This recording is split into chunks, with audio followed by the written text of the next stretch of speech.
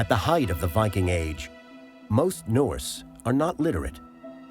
What little writing they do is in the runic alphabet, usually carved into wood, bone, or stone. This is a culture that had a degree of literacy. They used runes, but they didn't have a book culture. They didn't have a communicated learning through writing. Norse myths and histories alike are passed on verbally, from generation to generation. And they created these sagas partly in song and partly as oral tales, and were handed down, spoken down for a long time. And oral traditions generally migrate in terms of the story. These oral traditions are finally written down in the 13th century by Christian monks in Iceland, a couple hundred years after their ancestors convert to Christianity. Written in the Old Norse language, these are not eyewitness accounts. They describe events that took place several centuries before, so they are not fully reliable. Still, they carry a wealth of information about the Viking world as it was 1,000 years ago.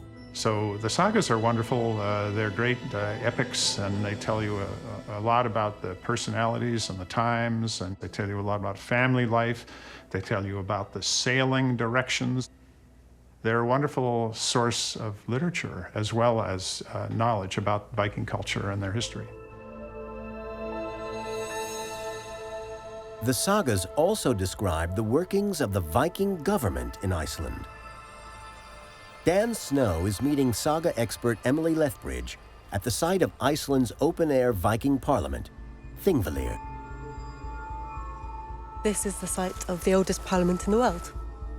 They held their meetings in a remarkable geological location. This is a natural fault line. We're on the point where the North American and the Eurasian tectonic plates meet. You and I are standing in between Eurasia and North America at the moment. We are 1 foot on two continents. Isn't that amazing? The Vikings, who were the first Eurasians to explore North America, ended up having one of their parliaments on the actual divide between the two. According to the sagas, each year in June, chieftains from across Iceland would gather here.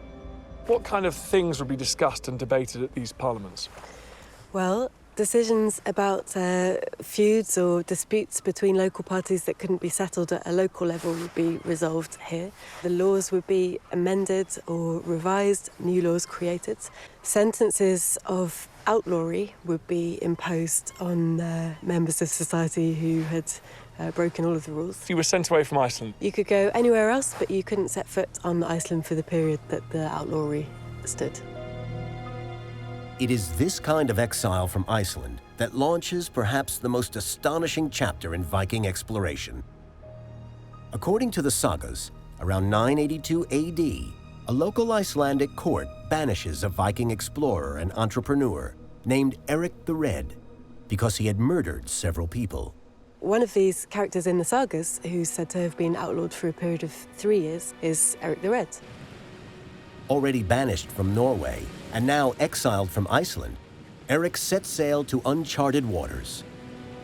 Outlaws for sure, but he and his crew are also intrepid explorers. I think they were people who took chances and were prepared to undergo huge physical trials, such as sailing in open boats across the Atlantic, to see what they could find, not least for what could be exploited out there.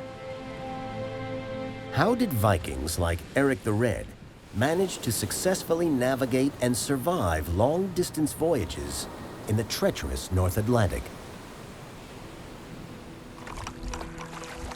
To find out, Dan is on board a replica Viking ship, the Ottar. The legendary oars come out when there is no wind or the boat is close to shore. If there is a sniff of a breeze, they use the sail. But winching the sail up to the top of the mast requires strength and teamwork. Fast. Fast. Okay, go.